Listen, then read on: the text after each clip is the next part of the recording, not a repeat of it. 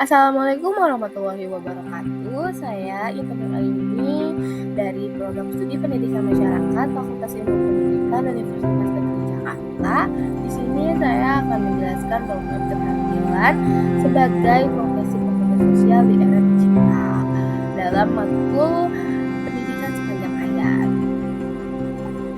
Pertama-tama ada pendahuluan. Profesi pekerja sosial berperan penting dalam membantu masyarakat menghadapi persoalan hidup yang kompleks. Program keterampilan ini menggambarkan bagaimana pekerja sosial menyiapkan diri menghadapi tantangan masa depan melalui reskilling, upskilling, inovasi, serta komitmen pada pembelajaran sepanjang hayat.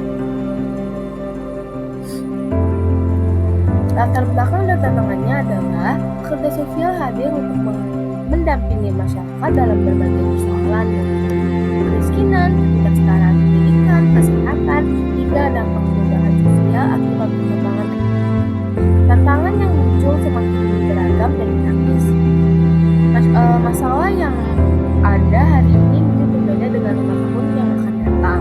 Tanpa peningkatan keterampilan, profesi pekerja sosial akan sulit beradaptasi dan memberikan pelayanan yang efektif kepada masyarakat. Oleh karena itu, pemetaan keterampilan menjadi langkah penting agar pekerja sosial mampu tetap relevan dan bermanfaat bagi lingkungan masyarakat.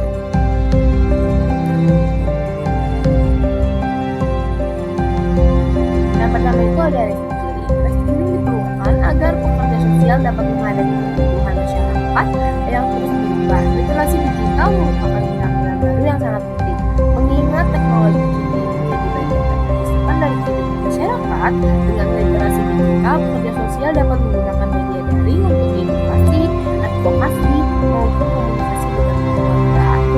Selain itu, manajemen program sosial juga menjadi keterampilan yang perlu dipelajari. Dengan menguasai perencanaan dan program, kegiatan kebudayaan dapat lebih terarah, terukur, dan terkelanjutan, sehingga mampu menjawab kebutuhan masyarakat secara nyata. Upskilling. Selanjutnya ada upskilling. Selain mempelajari hal baru, peningkatan keterampilan yang sudah dimiliki atau upskilling ini juga sangat dibutuhkan. Komunikasi empati merupakan keterampilan inti bagi pekerja sosial karena keberhasilan dalam mendampingi masyarakat sangat bergantung pada kemampuan membangun kepercayaan.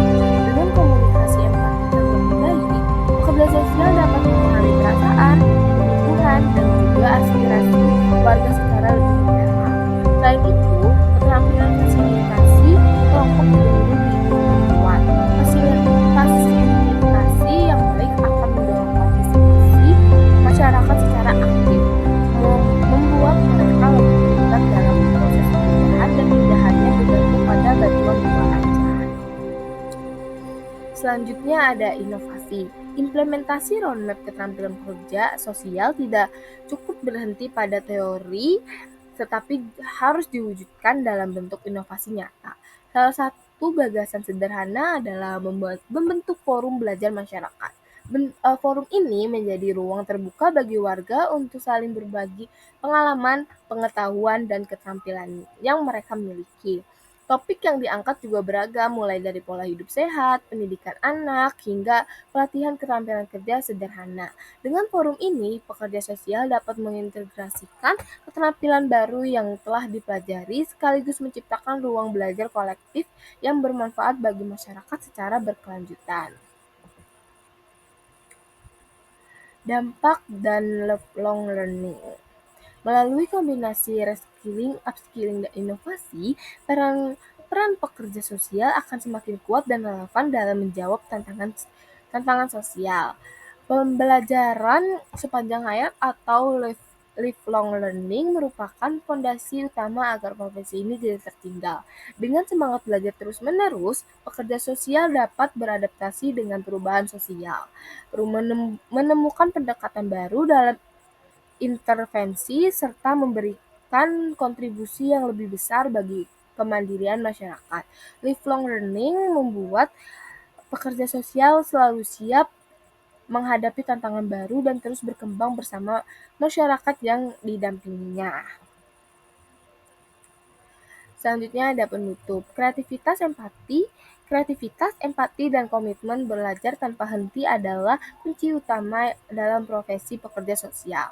Roadmap keterampilan ini bukan akhir, melainkan langkah awal dalam dalam perjalanan panjang untuk terus berkembang dan berkontribusi bagi kehidupan sosial. Semoga perjalanan pembelajaran sepanjang hayat ini mampu membawa dampak positif yang lebih luas bagi masyarakat. Kesimpulan dari yang saya jelaskan ini, yaitu roadmap keterampilan pekerja sosial menggambarkan bahwa profesi ini tidak bisa lepas dari kebutuhan untuk terus beradaptasi dengan perkembangan zaman. Reskilling diperlukan agar pekerja sosial mampu menguasai keterampilan baru seperti literasi digital dan manajemen program sosial. Sementara buat upskilling penting untuk memperkuat keterampilan inti seperti komunikasi empatik dan fasilitasi kelompok.